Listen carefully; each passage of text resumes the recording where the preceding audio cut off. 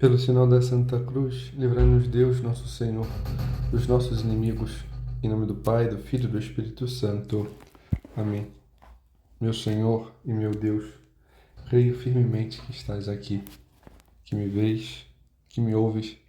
Adoro-te com profunda reverência. Peço-te perdão dos meus pecados e graça para fazer com fruto este tempo de oração. Minha Mãe Imaculada, São José, meu Pai e Senhor, meu anjo da guarda, intercedei por mim. Jesus saiu outra vez para a beira-mar, para a beira do mar. Toda a multidão ia até ele, e ele os ensinava.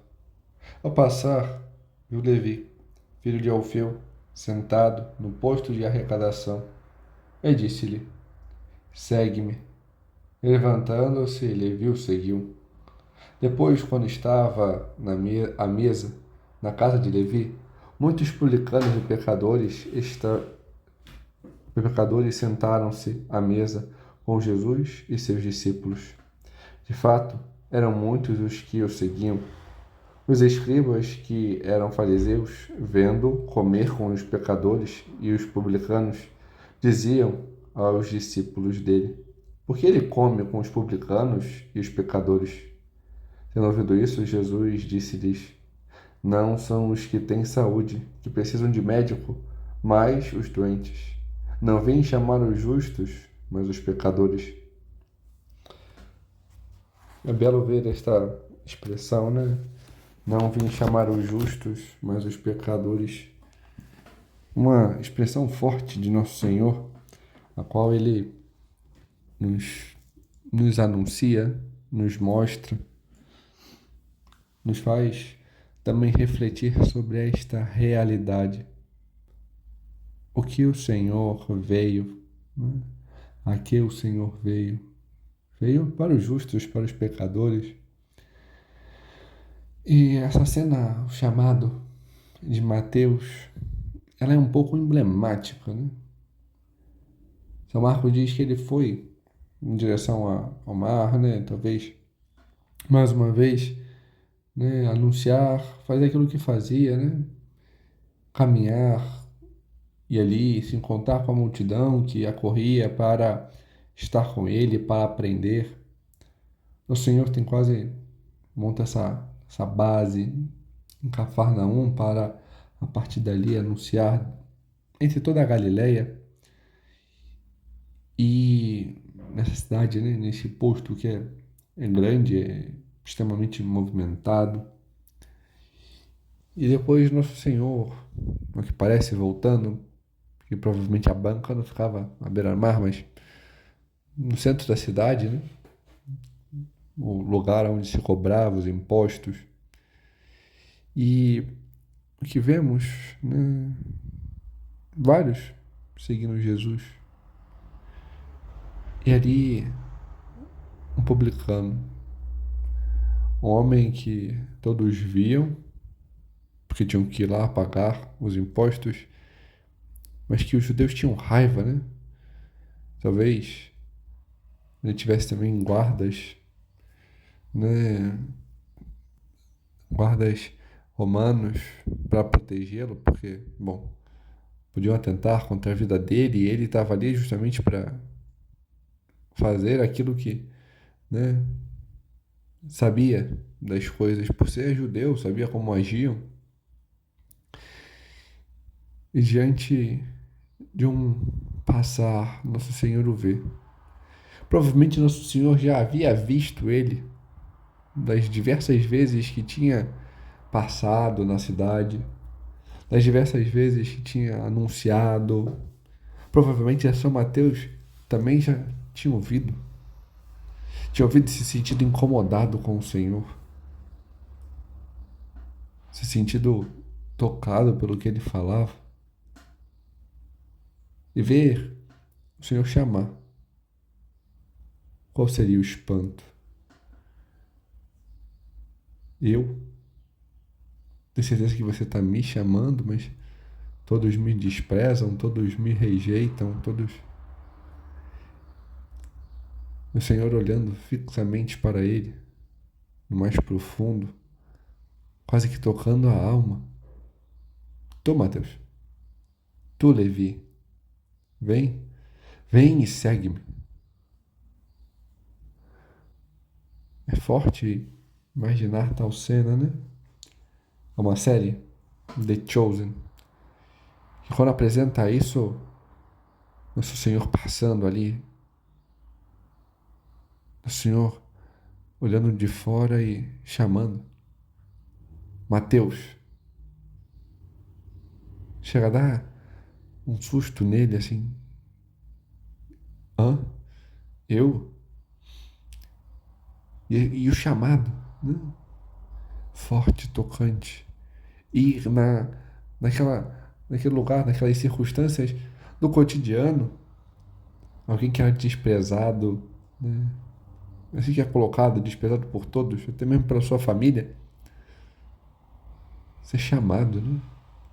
Chamado pelo nome. Todos, todos sabiam, né? O Senhor conhece, né? Sabiam de um homem, mas eles viam a pessoa. E depois vemos o continuar da cena, né, no Evangelho, onde São Mateus, de modo agradecido diante do chamado, quer fazer algo, quer receber o Senhor também na sua casa. Pedro recebeu porque ele não poderia, né? E faz, e ali outros publicanos da região, daquele lugar, vão e sentam-se com Jesus. Pessoas que eram desprezadas, pessoas que talvez até os próprios apóstolos, né, ficassem um pouco assim, meio que entreolhando, incomodados, mas sem saber por que ele. E aí o espanto, né? Diante dos mestres da lei, dos fariseus, enfim, que ali passavam, das autoridades, daqueles que representam a autoridade religiosa em Israel, passando e... Por que ele come? Porque o vosso mestre come com os publicanos e pecadores, com aqueles que estão longe, com aqueles que são colocados para fora, né? E essa mensagem, né? Não são os sãos que precisam de médico, não são aqueles, né, que estão bem, que necessitam desse auxílio, mas os doentes. Não vim chamar os justos, mas os pecadores. É algo do qual devemos refletir, né? Quem nosso Senhor veio chamar? Quem são esses publicanos? Nós. O chamado de Mateus mostra um pouco do nosso chamado, né? Da mesma forma que como o Senhor passou nas circunstâncias habituais dos apóstolos, Pedro, André, Tiago, João, que vai passando depois, nosso Senhor também passa na circunstância, na vida daquele apóstolo, daquele que viria a ser apóstolo, né? Levi, Mateus. E nosso Senhor olha, né? Aquele que estava, de algum modo, imerso naquilo que é errado, naquilo que está para fora, naquele que está, né, publicano, no sentido de pecador público, né? E nosso Senhor ali vai naquela situação, até mesmo na situação onde estamos mais imersos na lama. Nosso Senhor também vai ali. O chamado de Mateus é o chamado, quase que o chamado da misericórdia, em virtude disso. Do Senhor, que Ele não se esquiva de nos chamar, mesmo na situação onde estejamos mais afastados dele, mesmo na situação onde estejamos mais, né, numa situação de rejeição. Ali também nosso Senhor nos toca. Por exemplo, São Paulo, né? Também numa situação diferente da de São Mateus, mas que estava rejeitando a Jesus. Ele já tinha se manifestado plenamente, mas ali tinha um ato de perseguição direta. E Nosso Senhor ainda assim intervém. Esse ato de perseguição, de contradição direta de São Mateus é diferente da de São Paulo, mas se coloca em oposição àquilo que ele deveria viver, corresponder, ou estar, né, diante daquilo que eram as circunstâncias vividas pelo povo, daqueles que cobravam, roubavam, manipulavam e enriqueciam, né? Outro publicano, né, que também aparece no Evangelho, né, e que também é expressivo diante da conversão, né? Não na Galileia, né, mas em Jericó, na região da Judéia, né? Zaqueu, né? E mostra a conversão, a mudança, né? O desejo de ser diferente. Aquele a quem soube, diante do chamado do Senhor, deixar que ele entrasse na casa. Também Levi, também Mateus, deixou que o Senhor entrasse na sua casa, né? Para curá-lo, para sanar essas feridas, essas dores, esses pecados, né? E essa circunstância se faz importante também a nós, né? 3 passagens sequenciais que mostram isso, né? Passagens que mostram o Senhor querendo entrar, tocar-nos. Do leproso, do paralítico, e agora de alguém que não, a princípio, aparentemente não tem doença, não tem uma enfermidade, não tem, né, uma situação de deploração, de perda. Ao contrário, alguém que parece ter ganhos, que está bem de vida, né, que pode ter riquezas, mas que está numa situação de estar longe. E que também fala desse sentido da misericórdia de Deus que toca, que vem ao nosso encontro. Nós também devemos aproveitar essas chances que o Senhor nos dá. Quantas vezes o Senhor já veio ao nosso encontro? Quantas vezes o Senhor já bateu a porta? Quantas vezes o Senhor já quis nos conhecer? E continua querendo, continua nos chamando, não porque estávamos doentes, e aí veio alguém, nos consolou, falou do Senhor, né? Ou diante de uma necessidade física, espiritual, né? De uma tristeza, e que teve uma palavra que nos tocou, mas às vezes diante de uma situação que a nossa vida está morta, mas a aparência, a casca está muito bem. Estamos como mortos-vivos diante de uma situação de pecado, mas estamos vivendo como se nada tivesse acontecido e achando que está tudo ótimo. Não temos esse sentido, né? Vivemos no sentido aparente, presos, né, numa superficialidade diante de relacionamentos que destroem e pervertem. O 6º mandamento, por vezes, é o 6º, não o primeiro, não o segundo, né? Mas é aquele mandamento que se vê que fica mais arraigado em tantos, do mesmo modo como o 5º. Porque o 5º diz respeito não só ao outro, mas a nós.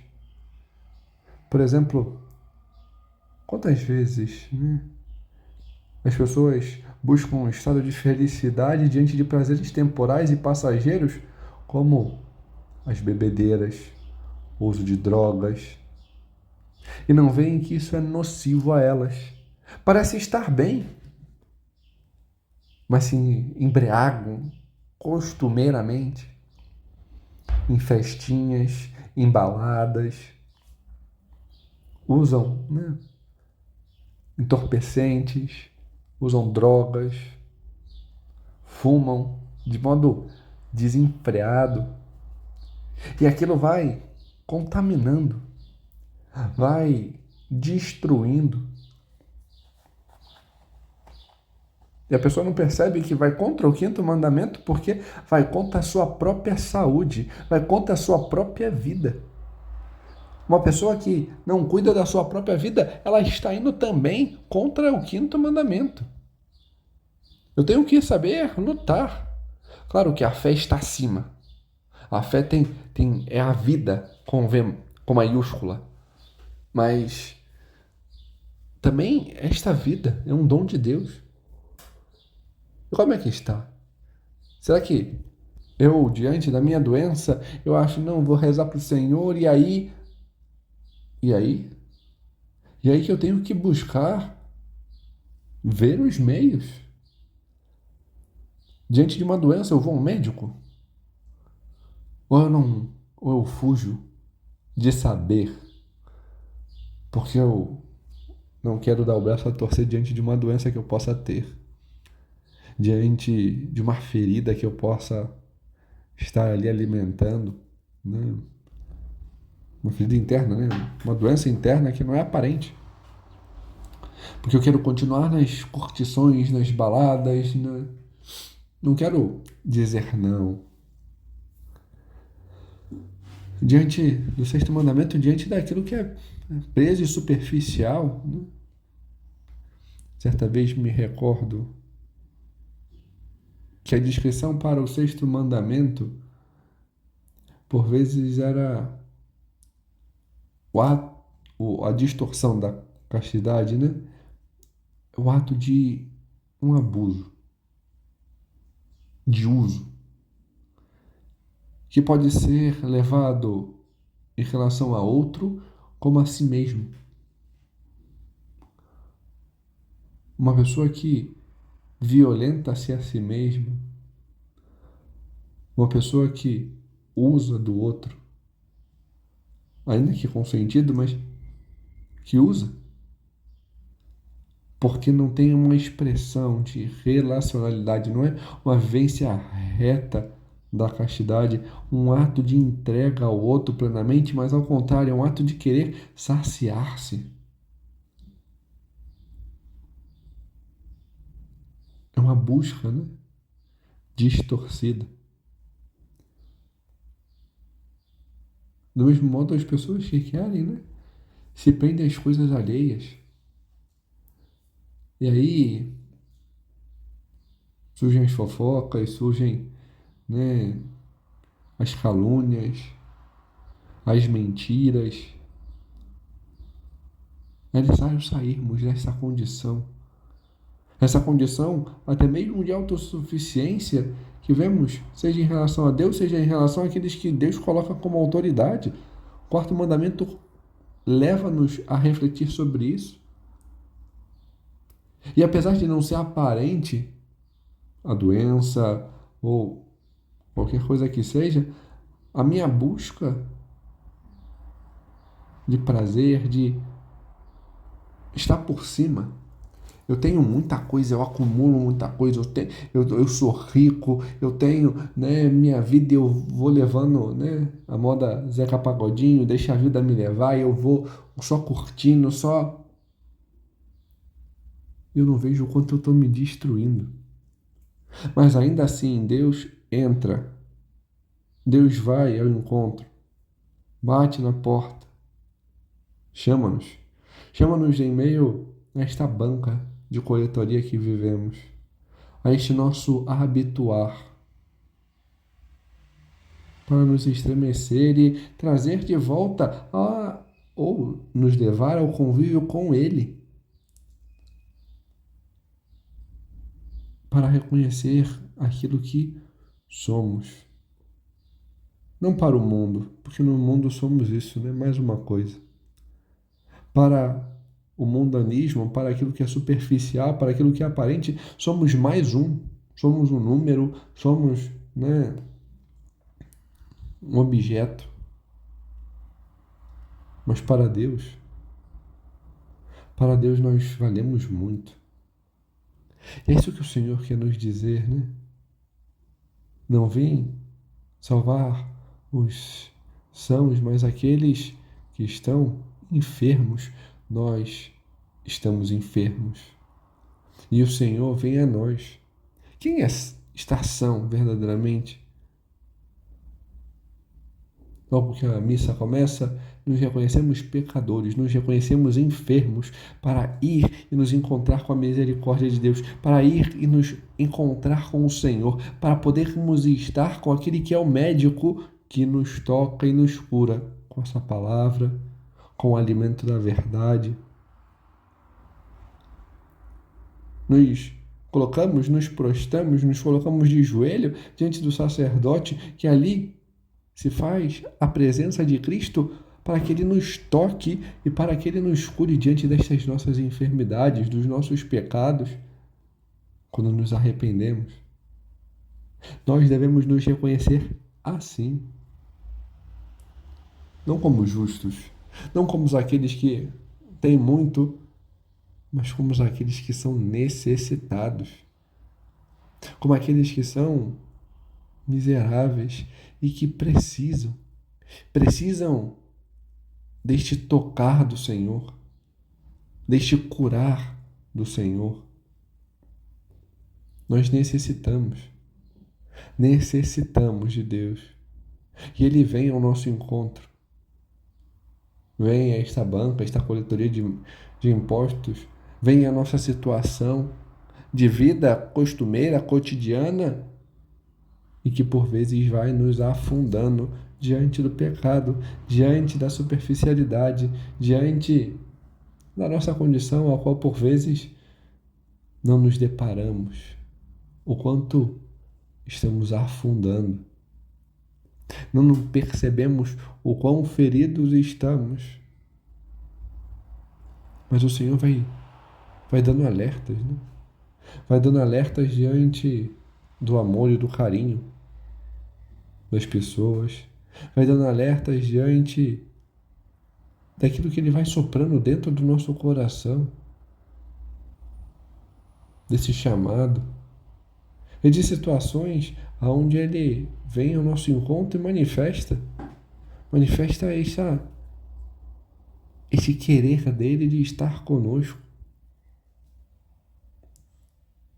Por vezes, nós vamos nos deixando ferir porque distorcemos o amor, queremos algo que não é amor.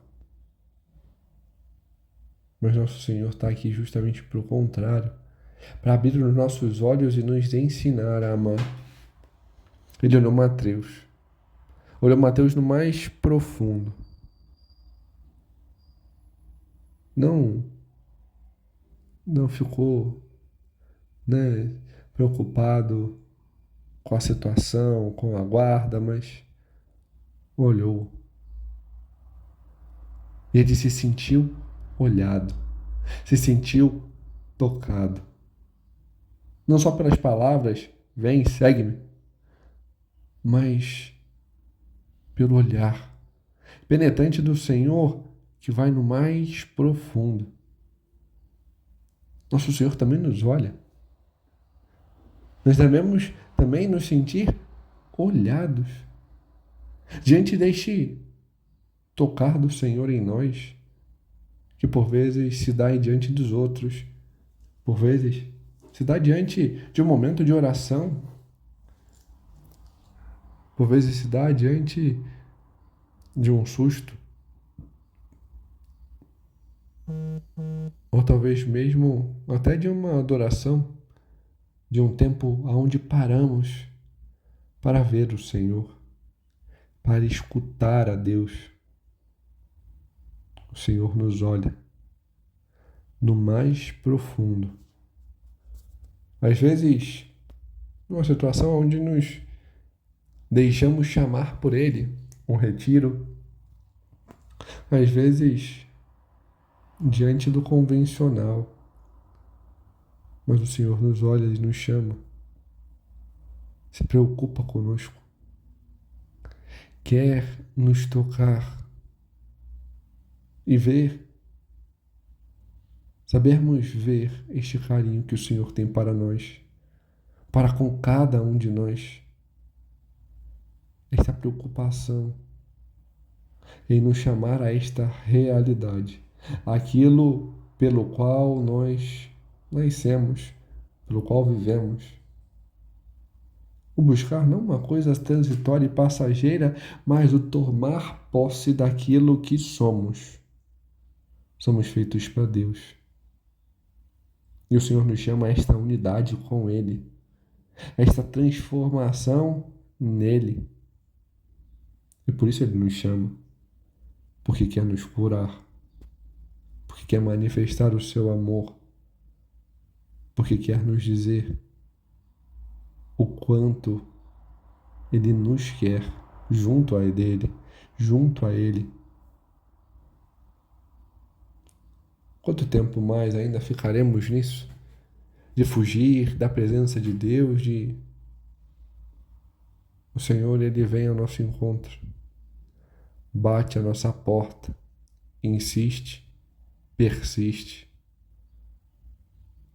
quer a nós, quer nos salvar. E essa expressão que Ele usa é a demonstração disso. Veio para todos, anuncia esta cura, este amor a todos. Veio salvar a nós que necessitamos dele. Aprendamos a reconhecer o Senhor. Aprendamos a nos deixar tocar pelo Senhor. Aprendamos a nos deixar ser amados pelo Senhor. A saber ter isso, né? Essa unidade.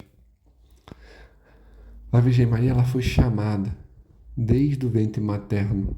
Ali o Senhor já a tocou, preservando-a de todo o pecado.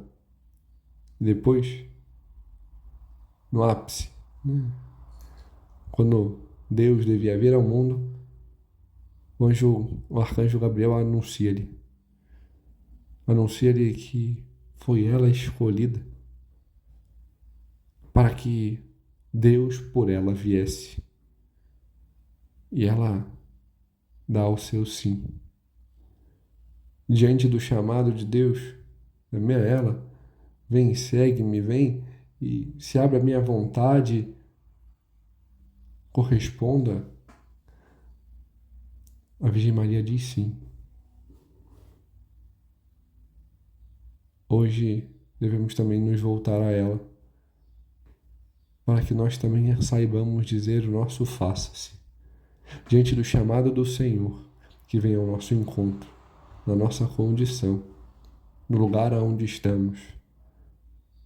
Ainda que seja um lugar aonde estejamos fechados, aonde estejamos imersos numa situação que nos afaste de Deus, devemos aceitá-lo e sair desta condição, sair deste lugar, mudar de vida. São Mateus o fez. São Mateus mudou, se deixou tocar pelo Senhor e fazer e ser aquilo que Deus queria. Também nós possamos fazê-lo e corresponder ao chamado de Deus. Dou-te graças, Senhor, pelos bons propósitos, afetos e inspirações que me comunicaste neste tempo de oração. Peço-te ajuda para os pôr em prática. Minha Mãe Imaculada, São José, meu Pai e Senhor, meu anjo da guarda, intercedei por mim.